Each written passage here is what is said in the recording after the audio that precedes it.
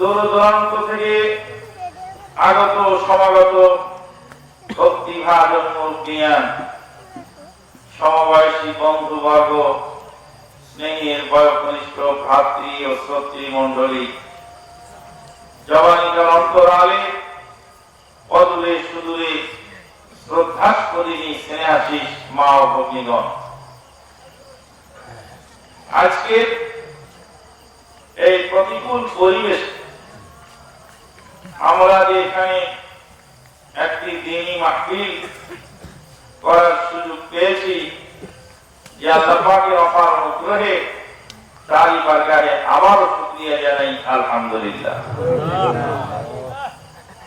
আজকের এই মাহফিল খুব লম্বা হবে না, অতি সংক্ষেপেই এটাকে সমাপ্ত করার চেষ্টা করা হবে ইনশাআল্লাহ।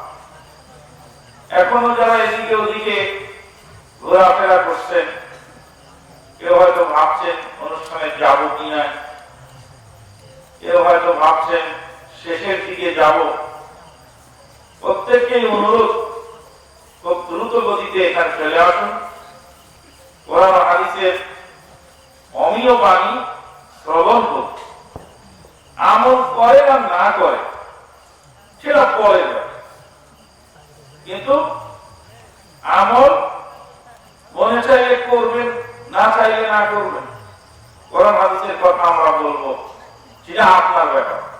আপনাকে আমরা জোর করে আমল করাতে পারবো না, পারবো কি? কোরআন কারীম খুললে আপনি আশ্চর্য হয়ে যাবেন।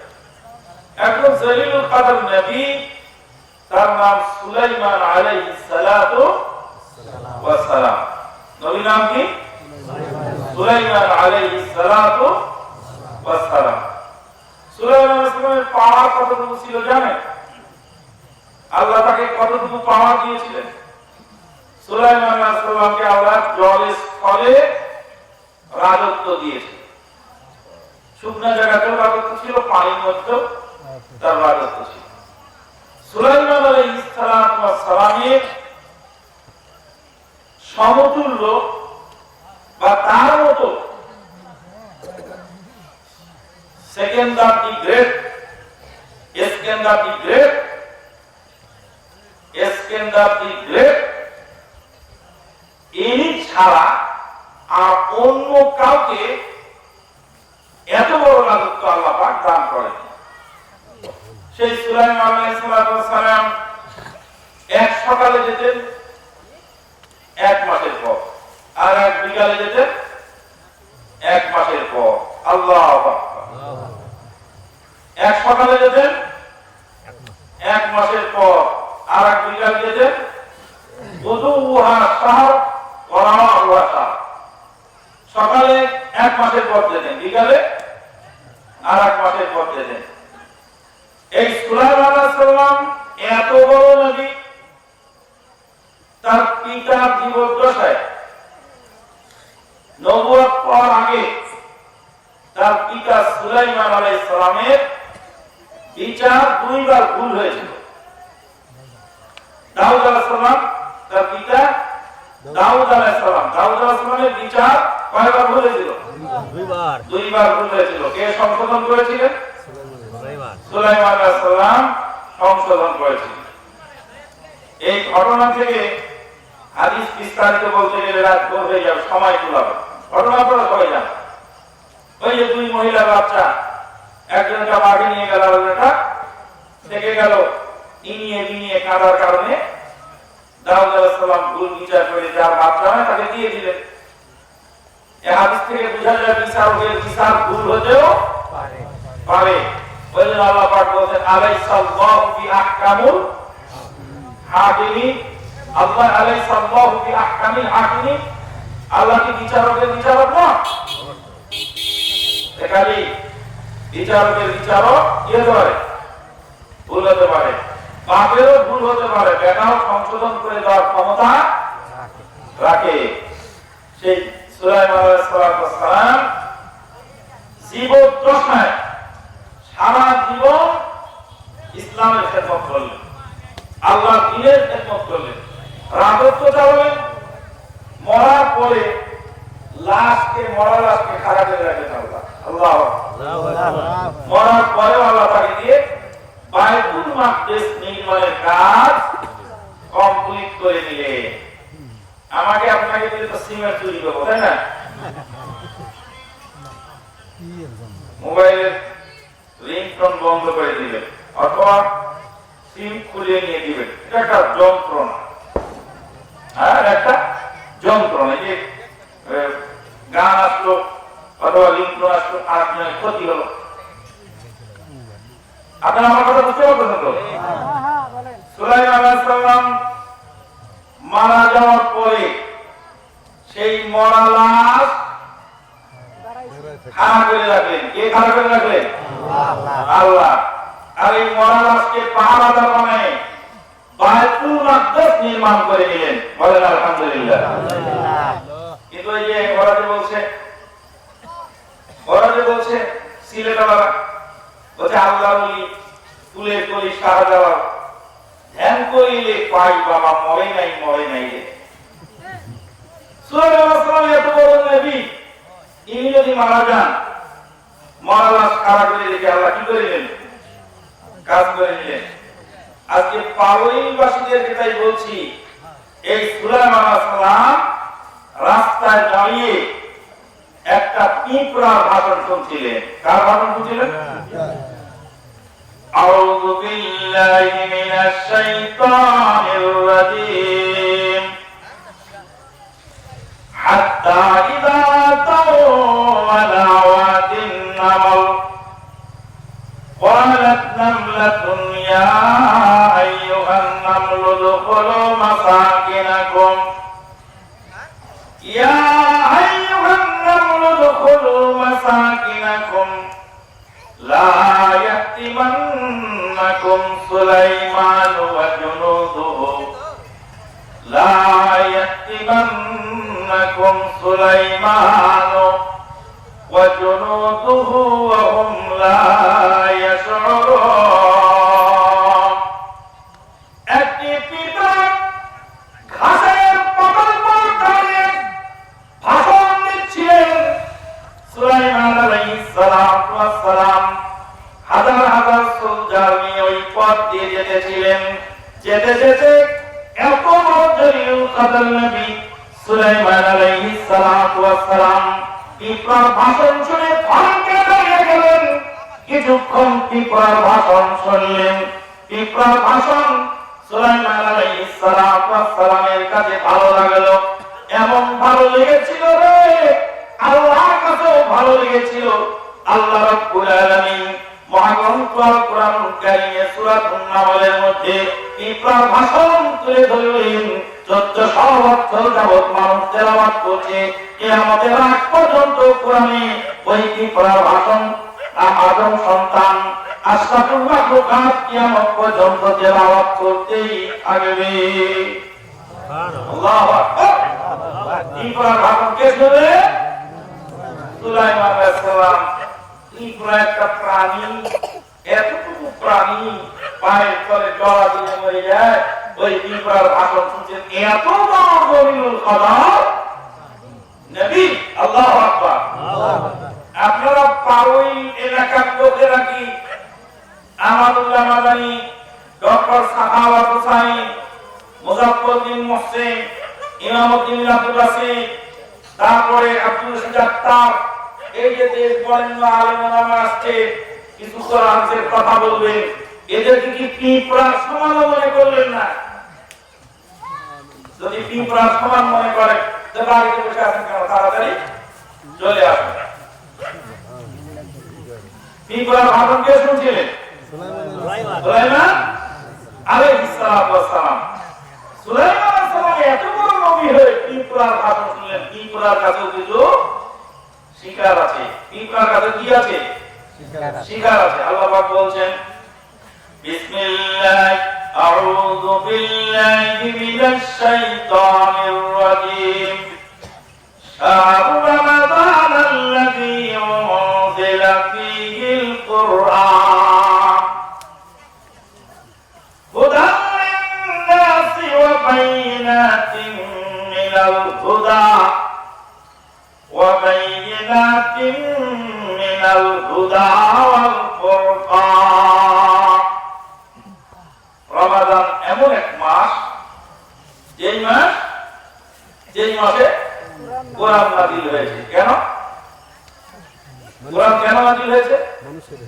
হুদাল লিন্নাস ওয়া বায়িনাতিন মিনাল হুদা ওয়াল ফুরকান। কোরআন কি মানুষের হেদায়েত নাকি ওর মধ্যে জিনের হেদায়েত আছে? জিনের হেদায়েত কোথায়? কোরআন কারিমে আছে। আল্লাহ পাক বলছেন ওয়া মা খালাকাতুল জিন্না ওয়াল ইনসা ওয়া মা খালাকাতুল জিন্না ওয়াল ইনসা ইল্লা লিয়াবুদুন। জিন ও ইনসানকে শুধু সৃষ্টি করেছেন আমার ইবাদতের জন্য। অন্য এক আল্লাহ পাক বলছেন সানাফরু লাকুম আইয়ুহাত তাকালান ফাবিআইয়ি আলাই রাব্বিকুমা তুকাযিবান। তোমাদের জন্য আমি অবসর গ্রহণ করব হে জিন ও ইনসানগণ, তোমরা তোমাদের রবের কোন নিয়ামতকে অস্বীকার করো। এখানে জিন ও ইনসানকে অ্যাড্রেস করা হয়েছে। আল্লাহ নবী বলেন যে আমি এসেছি জিন এবং ইনসানের নবী হিসাবে। তাহলে কোরআন শুধু মানুষের হেদায়েত নাকি জিনের জন্য হেদায়েত? আল্লাহ বললেন শাহরু রমাদান আল্লাযী উনজিলা ফীহিল কুরআন হুদান লিন-নাসি ওয়া বায়িনাতিন মিনাল ওয়াল ফুরকান। হুদান লিন-নাস মানুষের হেদায়েত। এখানে শুধু যে মানুষের হেদায়েতের কথা বললে কোরআনে এরকম অনেক আয়াত আছে। আল্লাহ পাক বলছেন রাব্বুল মাশরিকাইনি ওয়া রাব্বুল মাগরিবাইন ফাবিআইয়ি আলাই রাব্বিকুমা তুকাযিবান। দুই পূর্ব আর দুই পশ্চিমের রব হলেন আল্লাহ। পূর্ব কয়টা? দুইটা। দুই পূর্ব কিভাবে হলো? দুই পশ্চিম কিভাবে হলো? কে বলতে পারবেন? বলেন তো। তাহলে গেলেন থাকলে বলেন দুই পূর্ব রব্বুল মাশরিকাইন। মাশরিকাইন এক বছর না দুই বছর? দুই পূর্ব হলো কেন? হ্যাঁ, যেখান দিয়ে সূর্য উদিত হয় ওটাকে বলা হয় মাশরিক। গরমের দিনে এক জায়গায় সূর্য ওঠে আর শীতের দিনে আর এক জায়গায় সূর্য ওঠে। গরমের দিনে আর শীতের দিনে দুই কালে এক জায়গাতে সূর্য ওঠে না, দুই জায়গাতে উদিত হয়। ঠিক না বলি? গরমের দিনে এদিক থেকে ওঠে আর শীতের দিনে একটু এক বেলা দক্ষিণে হেলে যায়। আবার তোলার সময় শীতের দিনে একটু দক্ষিণে হেলে আর গরমের দিনে। ওই জন্য আল্লাহ পাক বলেন রাব্বুল মাশরিকাইনি ওয়া রাব্বুল মাগরিবাইন ফাবিআইয়ি আলাই রাব্বিকুমা তুকাযিবান। আপনারা কি বুঝতেছেন আমার কথা? একটু মগজ না খুললে বুঝতে কষ্ট হবে। আমি যে ওয়াজ করি এটা বাজারে এই কথাগুলো পাওয়া যায় না। আপনি জানছেন যেটা ওটা বলছিলেন, এটা না জানেন এটা শিখে। তাহলে পূর্বের প্রভু আল্লাহ, পশ্চিমের প্রভুকে আল্লাহ, উত্তর আর দক্ষিণের প্রভুকে আল্লাহ। এখানে যে আল্লাহ বললেন না উত্তর দক্ষিণের প্রভু, পূর্ব পশ্চিমের রব, রব্বুল মাশরিকাইনি ওয়া রব্বুল মাগরিবাইন। আমি ইন্টারভিউ করে আমাকে জিজ্ঞেস করছিল সেই নারায়ণগঞ্জ জেলার রূপগঞ্জ থানা, সেই ২,৫০০ থানা, সেই সাহেব আলী ফকির উচ্চ বিদ্যালয়ে ইন্টারভিউ দিতে গেছিলাম ছাত্র। তো ওখানে আমাকে জিজ্ঞেস করলো রব্বুল মাশরিকাইনি ওয়া রব্বুল মাগরিবাইন। ইন্টারভিউ করে যিনি ছিলেন প্রধান, ওনাকে বলল স্যার এক্সকিউজ মি, আপনার ছেলের নাম কি? বড় ছেলের নাম কি? বলে বড় ছেলের নাম আব্দুল্লাহ। বলা মেজো ছেলের নাম কি? বলে আহসানুল্লাহ। 3 নম্বরের নাম কি? সলিমুল্লাহ। তা আপনাকে যদি আব্দুল্লাহ বাপ বলা হয়, তার মানে কি আপনি আহসানুল্লাহ বাপ না? অবশ্যই। আর বাপের মুখে দিচ্ছা গালি এখন ক্যান্ডিডেটে কেমন কথা বলে? নাকি আপনাকে বলতে হবে আব্দুল্লাহ বাপ, আব্দুল্লাহ বাপ, আমানুল্লাহ বাপ, সলিমুল্লাহ বাপ, সানাউল্লাহ বাপ, সলিমুল্লাহ বাপ, বাড়িতে আছে নাকি? নাকি বড় ছেলের নাম ধরে নাকি হবে? একটা নাম ধরার মানে কি আর বাকিটা নয়? এটাকে বলা হয় ইতলাকুল যুজ ওয়া ইরাদাতুল কুল। অল্প কিছু বলে পুরোটা বুঝাইলে এটাকে বলা হয় ইতলাকুল যুজ ওয়া ইরাদাতুল। আল্লাহ পাক বলেন আউযু বিল্লাহি মিনাশ শাইতানির রাজীম حرمت عليكم الميتة والدم ولحم الخنزير। এতে শুকরের গোশতকে হারাম করা হয়েছে। কি হারাম করা হয়েছে? শুকরের গোশত। এবার শুকরের কলিজা, নাড়ি, মুড়ি, আঁতুড়ি, উজুরি, মগজ, গুদা এগুলি কি হালাল? হারাম। এগুলি সবই হালাল। এটা আল্লাহ বলছে ফাইনাহু রিজসুন, শুকর পুরোটাই হলো নাপাক। কালি হুদাউলিন নাস মানে হুদাউলিন নাস ওয়াল জিন, জিন ও ইনসানের হেদায়েতের জন্য কোরআন এসেছে। আলহামদুলিল্লাহ। শাহরু রমাদান আল্লাযী উনজিলা ফীহিল কুরআন হুদাউলিন নাস ওয়া বাইনাতিন মিনাল হুদা ওয়াল ফুরকান। মানুষের হেদায়েতের জন্য কোরআন নাযিল হলো। কোরআন শুরু হলো সূরা বাকারা দিয়ে। বাকারা মানে গাই গরু দিয়ে আল্লাহ রাব্বুল আলামিন কোরআন শুরু করলেন। কোরআন সমাপ্ত করলেন যেই সূরা দিয়ে, সেই সূরাটির নাম হলো সূরাতুন নাস।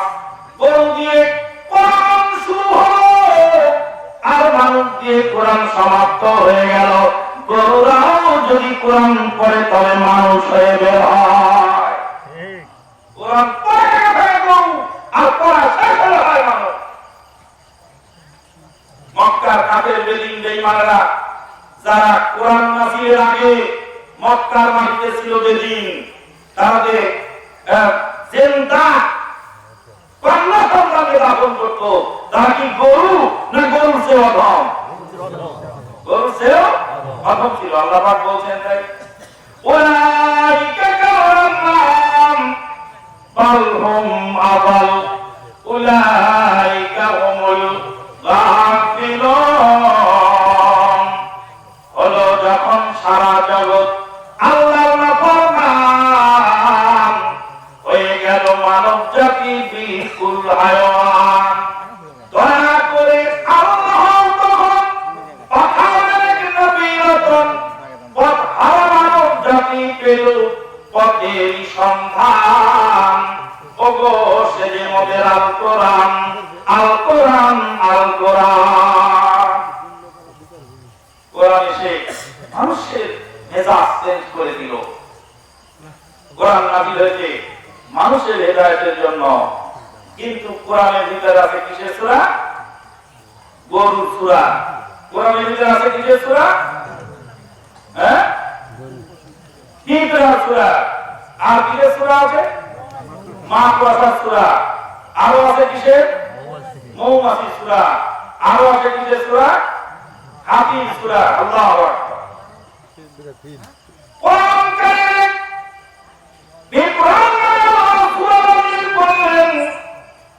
বিপরার কাছ থেকে মানুষকে শিক্ষা গ্রহণ করার জন্য আল্লাহ পাক মানুষকে জানিয়ে দিলেন, ও মানুষ সকল, এই কোরআন থেকে বিপরার সূরা পড়ো, বিপরা থেকে শিক্ষা গ্রহণ করো। সুলাইমান আলাইহিস সালাম এত বড় জলিলুল কদর নবী হয়ে বিপরার ভাষণ শুনছিলেন, বিপরার কাছ থেকে শিক্ষা গ্রহণ করার জন্য।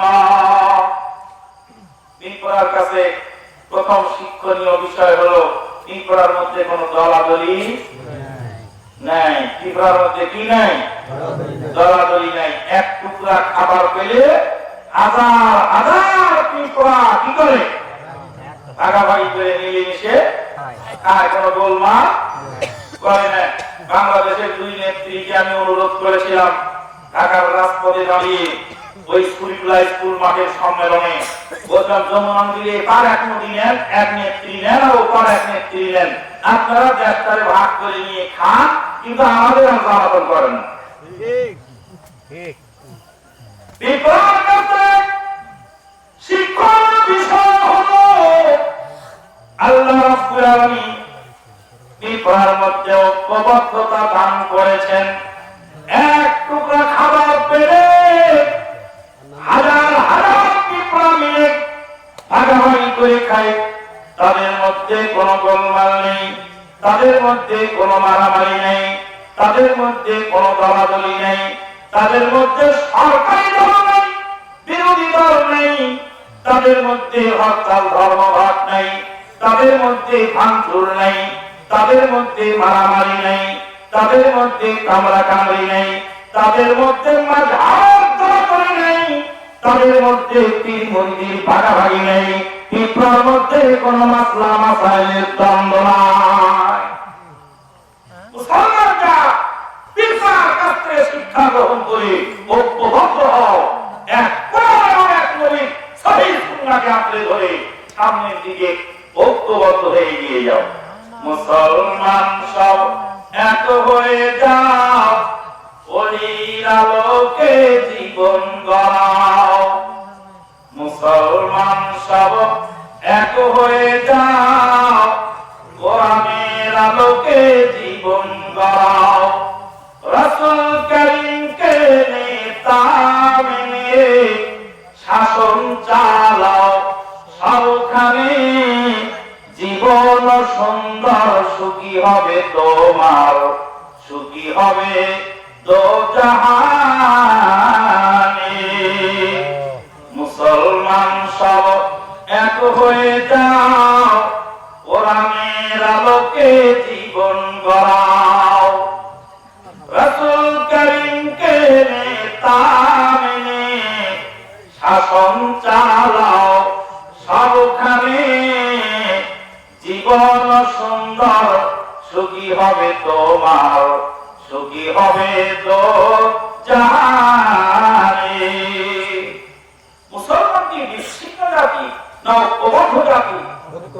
আল্লাহ বলেন, ইয়া আইয়ুহাল্লাযীনা আমানুত্তাকুল্লাহ হাক্কা তুকাতিহি ওয়া লা তামুতুন্না ইল্লা ওয়া আনতুম মুসলিমুন ওয়া'তাসিমু বিহাবলিল্লাহি জামিআন ওয়া লা তাফাররাকু واذكروا نعمة الله عليكم إذ كنتم أعداء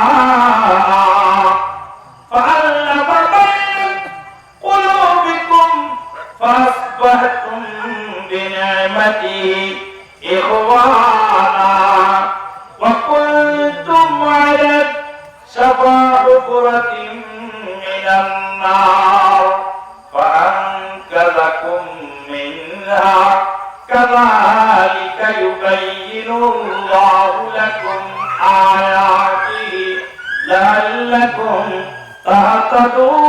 تهتدون واعتصموا بحبل الله جميعا তোমরা আল্লাহর রজ্জুকে আঁকড়ে ধরো ঐক্যবদ্ধভাবে। হাবলুল্লাহকে আঁকড়ে ধরো। কি আঁকড়ে ধরো? হাবলুল্লাহ। হাবলুল্লাহ মানে হলো আল্লাহর রশি। আল্লাহর রশি আঁকড়ে ধরো। ওয়াতাসিমু বিহাবলিল্লাহি জামিআন ওয়া লা তাফাররাকু। আল্লাহর রজ্জুকে আঁকড়ে ধরো, দলবদ্ধ হয়ে ঐক্যবদ্ধ হয়ে। খবরদার খবরদার, দলে দলে বিভক্ত হয়েও না। দলে দলে বিভক্ত যে কে মানা করলেন? আল্লাহ। আল্লাহ মানা করলেন আব্দুল্লাহকে আঁকড়ে ধরো। আমরা কইলাম না আমরা আব্দুল্লাহ আঁকড়ে ধরবো, আমরা আব্দুল্লাহকে আঁকড়ে ধরবো। আমরা কাকে আঁকড়ে ধরলো? আব্দুল্লাহ। ইনি হলেন একজন পীর সাহেব, হ্যাঁ, আল্লাহর ওলি ফুলের কলি পীর সাহেব। চেহারা সুন্দর না? মাশাআল্লাহ, নুরানি চেহারা। একটু ভালো করে টাঙ্গি টুকলি করে যদি সুন্দর করে যদি বসে আর ভাতমাওয়ালা, তাহলে দেখা যাবে বিরাট বড় বুজুর্গ। তার ওনাকে আঁকড়ে ধরলাম ওনার দাবো। আর ওনাকে আঁকড়ে ধরলে দাঁড়িয়ে দুলিতে উনি ভালো লাগে ধরলে না করে। এইভাবে এক একজন এক এক বুজুর্গ, এক এক আলেম, এক এক মুর্শিদ, এক এক পীর, এক এক মাযহাব, এক এক তরিকা, এক একজন ইমামকে আঁকড়ে ধরে এই মুসলিম জাতিকে সর্বদা বিচ্ছিন্ন হয়ে গেল। কোরআন থাকলো একদিকে, হাদিস থাকলো একদিকে, মানুষ চলতো আরেকদিকে। কিন্তু কি যে হলো রাষ্ট্রের পরে বুঝতেও পারলো না। খুব গোলমাল চলছে তামাম বিশ্বব্যাপী। আমি তখন সৌদি আরবের রাজধানী রিয়াদ শহরে ইসলামিক সেন্টারে কর্মরত। সৌদি আরবের রাজধানী রিয়াদ শহরে আল ফুলাই ইসলামিক সেন্টারে কর্মরত। সৌদি আরবের ধর্ম মন্ত্রণালয়ের অধীনস্থ ইসলামিক সেন্টারের বাংলা বিভাগের দায়িত্ব আমার উপর। দুইজন মুসলমান খুব মারামারি লেগেছে। কি নিয়ে মারামারি? দৌড় পড়া নিয়ে। একজন কয় একজনে বলছে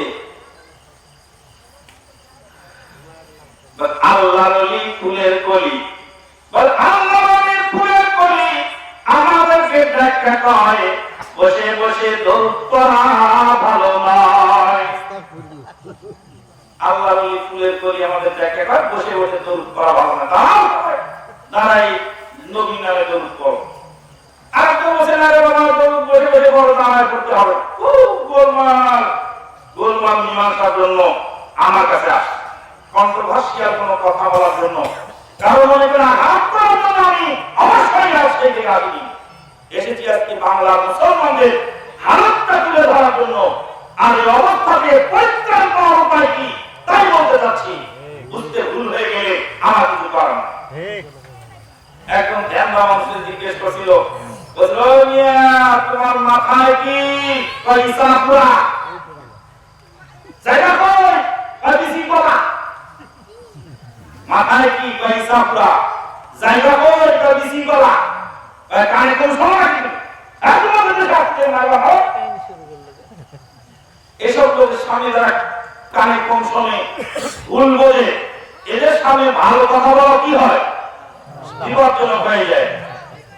দুইজন মুসলমান কলমাল করছে কি নিয়ে? দরুদ পড়া। তা আমার কাছে নিয়ে আসতে ফিসদ ফায়সালা। আমার কোরআন জিজ্ঞেস করে, ভাই দরুদ কিভাবে পড়তে হবে? চিটাগাঙে ওই ভাই বলছেন দরুদ পড়তে হবে দাঁড়িয়ে। কেন? নবী হলেন সম্মানী। স্কুলের মধ্যে যখন টিচার ঢোকেন তখন স্কুলের ছাত্ররা সবাই দাঁড়িয়ে গিয়ে টিচারকে সালাম দেয়। একজন স্কুলের টিচার বলি সালাম করার সময় ছাত্ররা দাঁড়ায়। আমার নবী হলেন সম্মানী। আমার নবীকে বসে বসে দরুদ পড়লে নবীর সাথে বেয়াদবি, দাঁড়িয়ে দাঁড়িয়ে নবীকে সালাম দিতে হবে। যুক্তিটা তো ভালোই দিচ্ছে মোটামুটি। তা আমি বললাম যে বাবা, তুমি যে দৈনিক সালাত আদায় করো, নামাজ পড়ো, নামাজে আত্মীয়তা পরে কি করো? দরুদ শরীফ পড়ি। তখন কি তুমি বসে পড়ো না দাঁড়িয়ে পড়ো? তখন তো বসে বসেই পড়ি। কেন বসে পড়ো? কালকে সকাল থেকে ফজর থেকে তুমি দরুদ পড়বে, আত্মীয়তা করা বসে এসে যাবে, তখন দাঁড়াবে। দাঁড়ায় নামাজের মধ্যে কোন লোক আত্মীয়তা যদি বসে পড়ে আর দরুদ পড়ার সময় দাঁড়ায়, আমার যদি দরুদ পড়া শেষ হওয়ার পরে বসে দোয়া মাসুরা বলে সালাম ফিরায়, নামাজ হবে? বলো ভাইয়া, দাঁড়িয়ে দরুদ পড়বে মিলাদের অনুষ্ঠানে বসে বলো বেয়াদবি হয়ে যায়। নামাজের মধ্যে যখন তুমি দরুদ পড়ো তখন তুমি বসে বসে পড়ো, তখন কেন দাঁড়াও না? লোকটা মাথা চুলকায় হবে এই কথা কোনদিন একবার ভেবে দেখি নাই, একবার ভেবে দেখি নাই, একবার পিছনে ফিরায় তাকায় দেখি নাই, বাজারে যাচাই করে দেখি নাই তো দাম। সহি মানিলাম কিংবা জয়ীফ মানিলাম, দিল পছন্দ বলে আমি আমল করিলাম। এক ফটার জায়গা কিনতে হলে, 1 ইঞ্চি জায়গা কিনতে হলে, 1% জায়গা কিনতে হলে, 1 কাঠা জায়গা কিনতে হলে ওই জায়গার দলিলপত্র, নথিপত্র, ভাড়া দলিলগুলি, কে কখন মালিক ছিল, কোন পর্দা মূলে মালিক, কোন দলিল মূলে মালিক, খাজনা নম্বর কত, খারিজ নম্বর কত, আরএস খতিয়ান কত আছে রে, এসএ খতিয়ান কত আছে, আর সিএসএ কত আছে, আর ডিএসএ কত আছে, আর জরিপে কত আছে, কতটুকু জমিন আর কতটুকু মালিক, কতজন অংশীদার, এর দলিলগুলি তুমি তালাশ করে 100 জায়গা কেন, জান্নাতের জায়গা কেনার সময় যেই ইবাদতের মাধ্যমে জান্নাত খরিদ করতে চাও, সেই জায়গাটা দলিল তালাশ করে দেখার জরুরত কেন বোঝো না? পান্ডে গানা করলি সালাত খেয়াল করলি না, রাসূলের তরিকাটা হলো কি না, তর্ক বহস কত করলি, ইসলাহ করলি না, ইমামের পরো দাবি কেমন মুসলমান, তোমার নরবরে ঈমান, সঙ্গে মুসলমান তোরা পড়লি না কোরআন, আদেশ নিষেধ কি করেছেন দয়াল রহমান পাক সুবহান। আল্লাহ নির্দেশটা একটু খুলে খুঁজে দেখা দরকার। আরেকদিন গোলমাল লেগেছিল আরেকটা, এগুলি বলতেছি যে শিক্ষণীয় বিষয়ের মধ্যে আছে। আরেকদিন আরেক গোলমাল লাগেছে কি, ওই নামাজের আগে দাঁড়িয়ে নিয়ত করা লাগবে কিনা, এই তো মূল গোলমাল। একটা বলছে নিয়ত করতে হবে, আরেকজন বলছে নিয়ত করতে হবে না।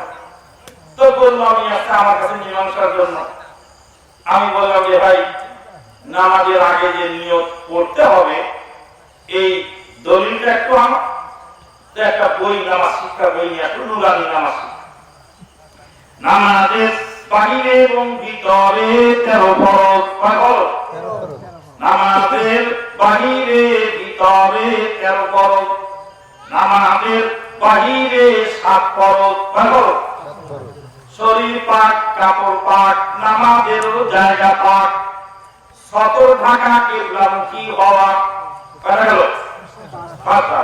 ওয়াক্ত মতো নামাজ পড়া, নিয়ত করা, নিয়ত করা, নামাজের বাহিরে 7 ফরজ, শরীর পাক, কাপড় পাক, নামাজেরও জায়গা পাক, সতর ঢাকা, কিবলামুখী হওয়া, ওয়াক্ত মতো নামাজ পড়া, নিয়ত করা। বললাম ভাই জানলে তোমার কেতাবে লেখা আছে নিয়ত করা ফরজ, তুমি নিয়ত করো না নিয়ত করো? ওটা তো ভাবিনি, ওটা তো ভেবে দেখিনি। নিয়ত করা ফরজ, আমিও বলছি ফরজ, কোরআনে হাদিসে আসছে ফরজ। আল্লাহর নবী মুহাম্মদুর রাসূলুল্লাহ সাল্লাল্লাহু আলাইহি ওয়াসাল্লাম বলেন, ইন্নামাল আমালু বিন্নিয়াত, নিয়তের উপরে যাবতীয় কর্ম নির্ভরশীল, নিয়ত ছাড়া কোন কাজ সফল হয় না। নিয়ত করা ফরজ না করা ফরজ? নিয়ত করা ফরজ। হুজুর নিয়ত করা কাকে বলে আর নিয়ত করা কাকে বলে তা তো এতদিন ভেবে দেখি নাই। এতদিন বলে নয় কোরআন সাল্লাল্লাহু তাআলা যা করেছেন সবগুলি নিয়ত করা হয়েছে। নিয়ত তো করার সুযোগ কোনদিন হয় নাই।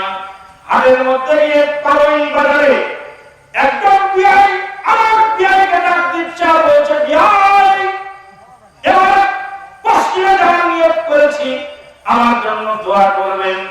পশ্চিমে যাওয়ার নিয়ত করেছি মানে হজে যাওয়ার ইচ্ছা করেছি, আমার জন্য দোয়া করবেন।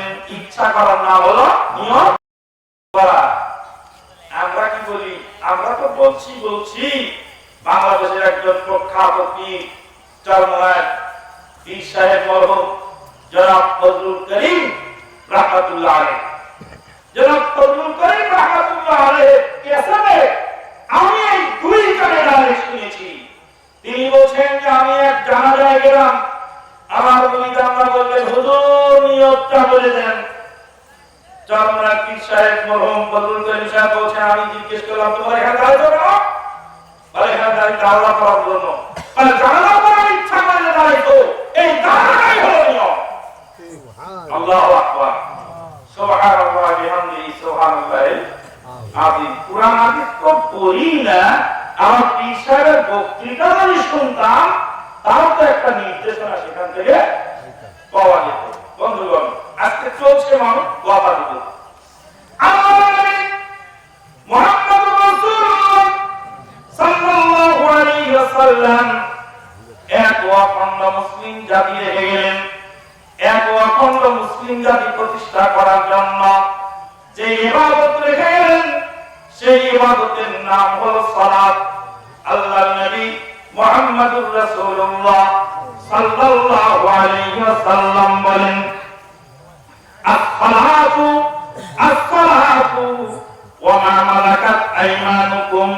সালাত সালাত, উম্মত রে সালাত আদায় করো, সালাতকে সংরক্ষণ করো, আর অধীনস্থদের সম্পর্কে সজাগ থেকে যাও।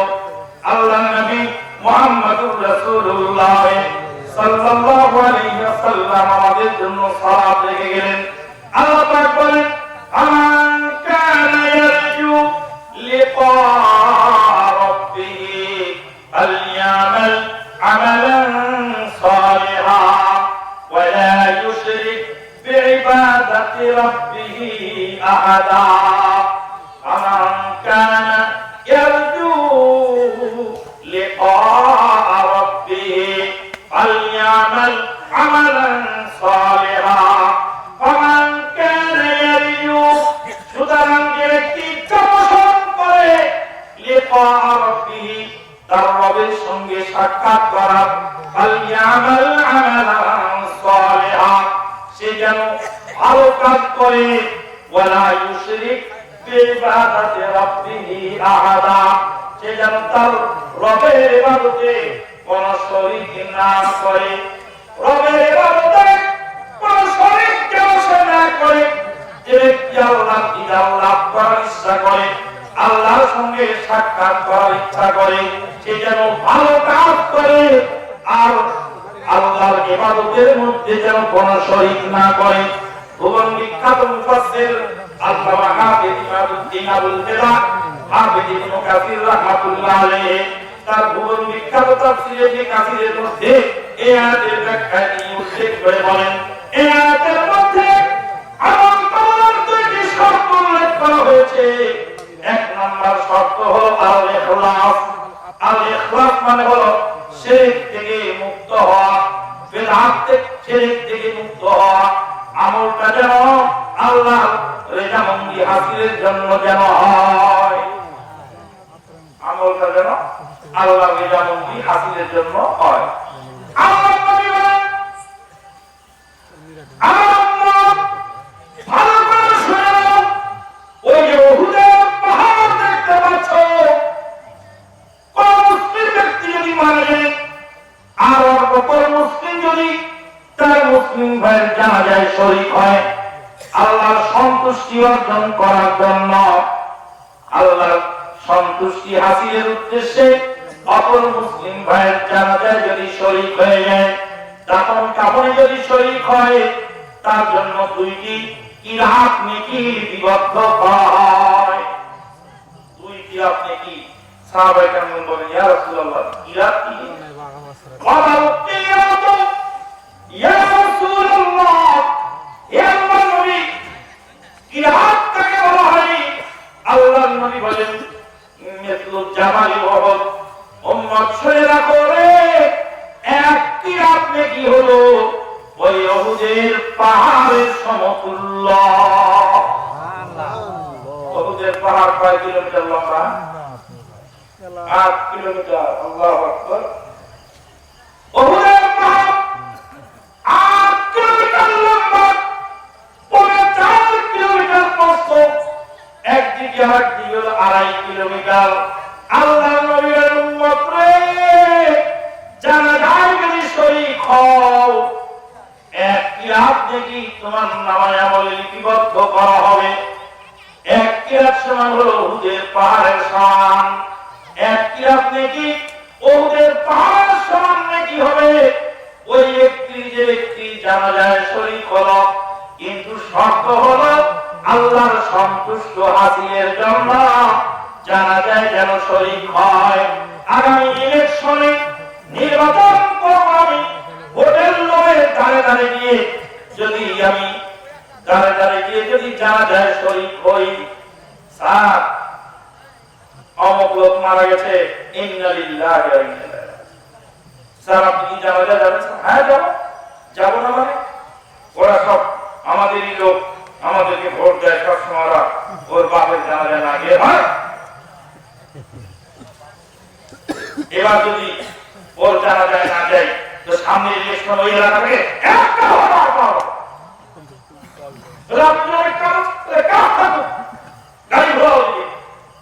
জানাজায় গেল, জানাজায় তো গেছে নেকির আশায় না ভোটের লোভে? ভোটের লোভে। নেকির আশায় না ভোটের লোভে? ভোটের লোভে। তো ওখানে গিয়ে জানাজা এক কোনায় বয়ে চলে আসবে, তো জানাজা করতে তো যাই গেছে দেখাতে, এর সাথে দেখা করে, ওর সাথে একবার দেখা করে, আমি যে আসছি এটা বুঝাইতে দিল, বুঝাই দিতে হবে আমি আসছিলাম, তোমাদের জানাজায় শরীক হয়েছে। এটা হলো জানাজার সওয়াব কামানো নয়, এটা হলো ভোটের রাজনীতি।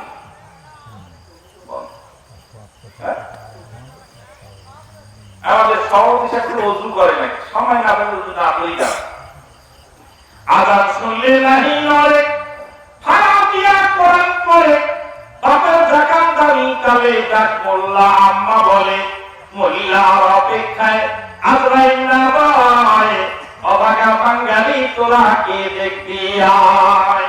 আল্লাহর কালাম ছেড়ে দিয়ে কেউ বলল এবে দিয়ে, আল্লাহর কালাম ছেড়ে দিয়ে কেউ বলল এবে দিয়ে, ভয়েতে বাপের জানাজা না দাঁড়ায়, অভাগা বাঙালি তোরা কে দেখবি আয়।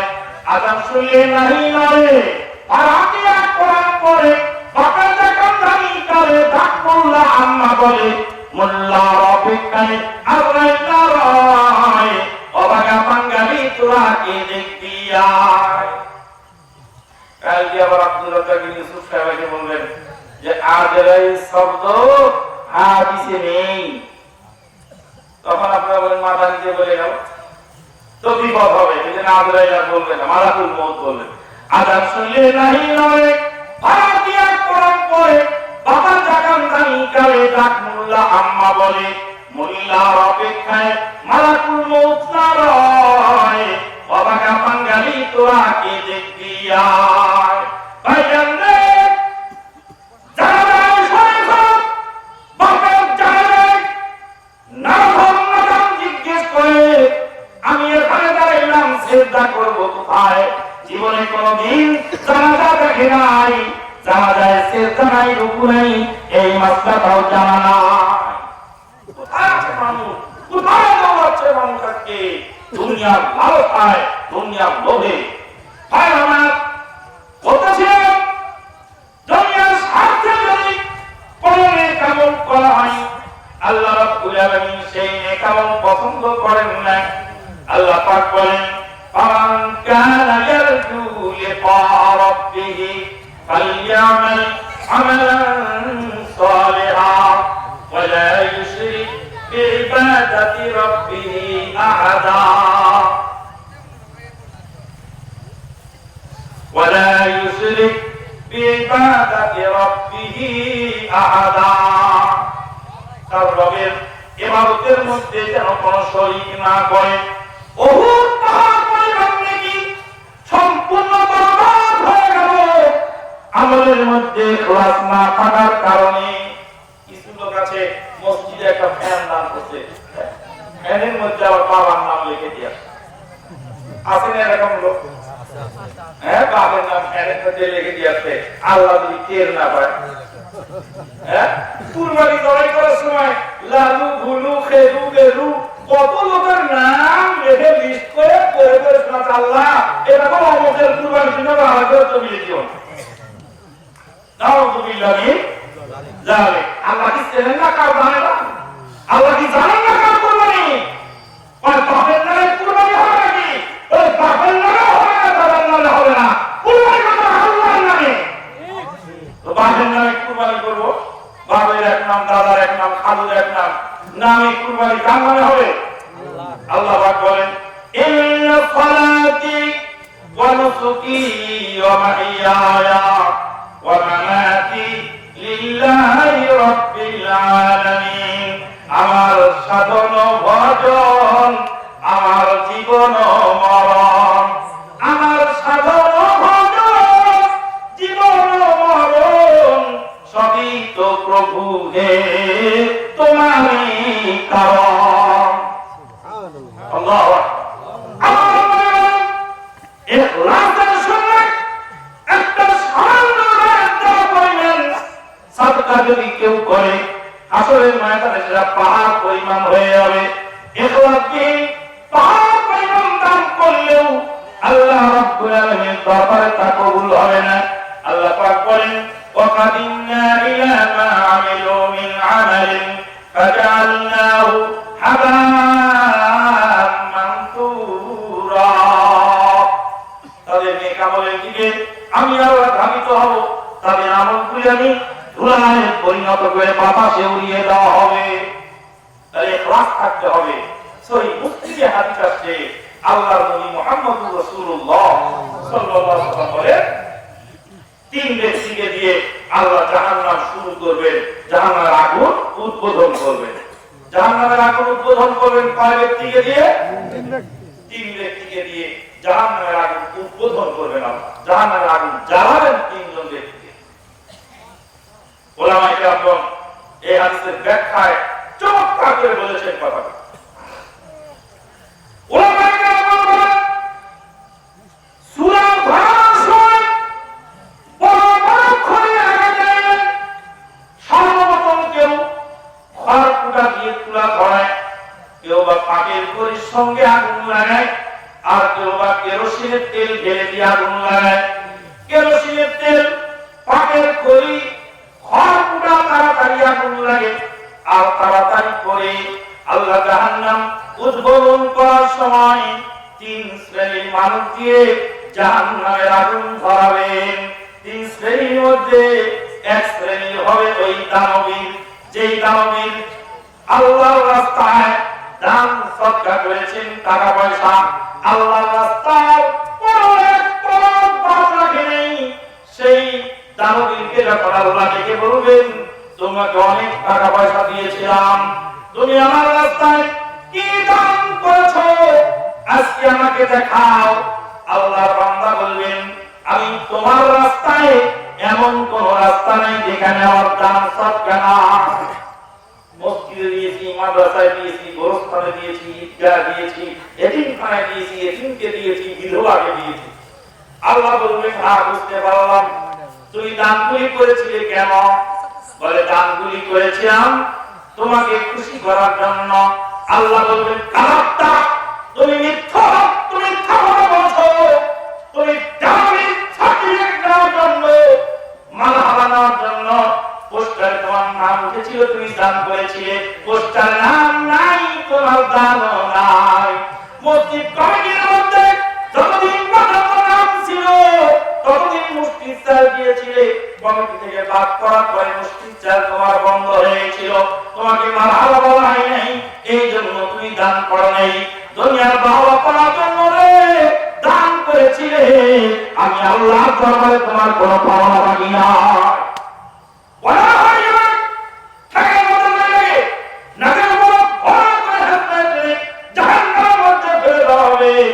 আরেকজন হয় আল্লাহর রাস্তায় শহীদ, শহীদ ব্যক্তি রক্তাক্ত অবস্থায় উঠবে।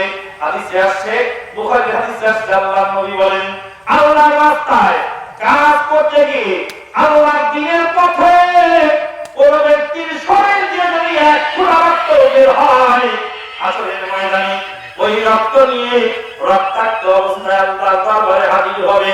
আল্লাহর নবী বলেন উম্মত রে, ওই রক্তের ঘ্রাণ হবে, ওই রক্তের ঘ্রাণ হবে মিষ্টি আম্বারের মতো, আর ওই রক্তের রং হবে জাফরানি রং হবে। সমস্ত হাসরবাসীরা বুঝতে পারবে আল্লাহর রাস্তায় এই রক্তটা ঝরেছিল। তুমি মুসলমানের ছেলে, কার লাগিয়া জীবন দিলে, রক্ত দিলে ঢেলে। তুমি মুসলমানের ছেলে, কার লাগিয়া রক্ত দিলে, জীবন দিলে ঢেলে।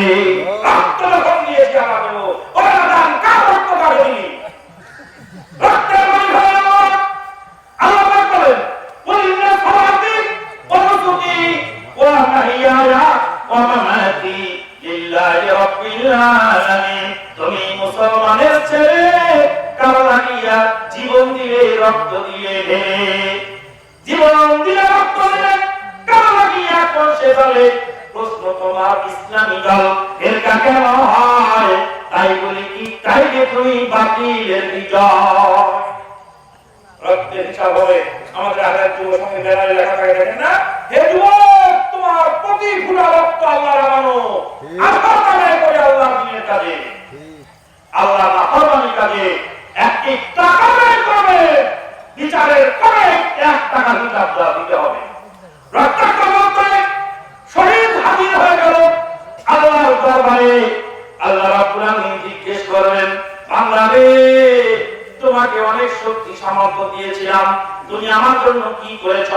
আল্লাহর বান্দা বলবেন, তোমার রাস্তায় জীবনের সব সময় ব্যয় করে দিয়েছি, শেষকালে গর্দান কাটা দিয়ে তোমার দিনের পথে আমার শাহাদত হয়েছিল।